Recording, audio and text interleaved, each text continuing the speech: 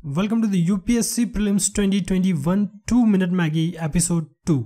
आज हम river course के बारे में बात करने वाले हैं, जो कि 3 भागों में बांटा गया है। एक होता है अपर कोर्स, एक होता है मिडल कोर्स और तीसरा होता है लोअर कोर्स। अपर कोर्स में जो फीचर्स बनते हैं उसमें है gorge, rapid and waterfalls and river capture.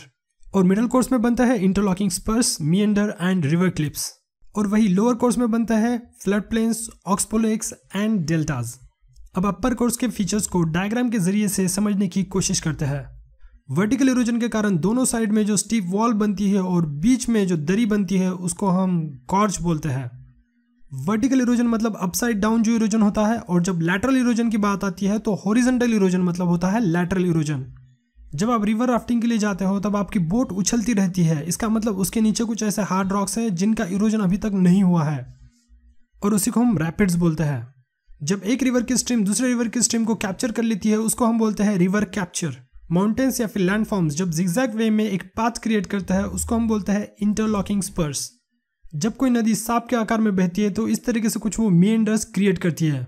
जब कोई नदी किनारे के एक साइड को इरोड कर रही होती है तो उसको हम रिवर क्लिफ बोलते हैं, और दूसरी साइड को जहाँ पे डिपोजिशन होता है उसको स्लीप ऑफ स्लोप बोलते हैं।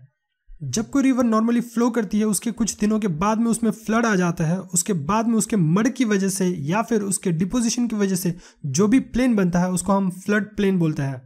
नदी कभी स्ट्रेट लाइन में नहीं बहती क्योंकि उसके बीच में हार्ड रॉक्स आ जाते हैं जिनको वो इरोड नहीं कर पाती है, इसलिए वो सांप की तरह मिएंडर्स बना के बहती है। कुछ महीनों या फिर सालों बाद जब हार्ड रॉक्स इरोड हो जाता है तब वो मिएंडर को अलग कर देती है, यानी कि कट ऑफ कर देती है। उसी को हम बोलते हैं ऑक्सबो लेक।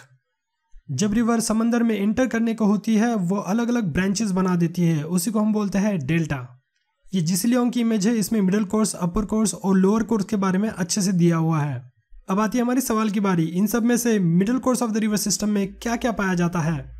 कमेंट सेक्शन आपके लिए खुला है, आप वहाँ पे आंसर दे सकते हो या फिर हम अगले वीडियो में आपको आंसर दे ही देंगे, लेकिन सीरियस प्रिपरेशन करने वालों से आंसर एक्सपेक्टेड है। और ये रहे पिछले एपिसोड्स के क्वेश्चंस के आंसर्स।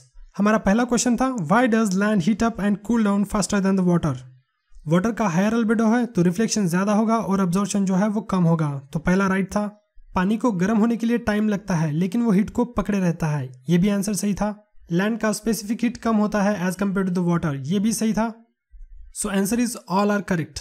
हमारा दूसरा सवाल था, albedo can be best described as. Answer है the amount of solar radiation reflected.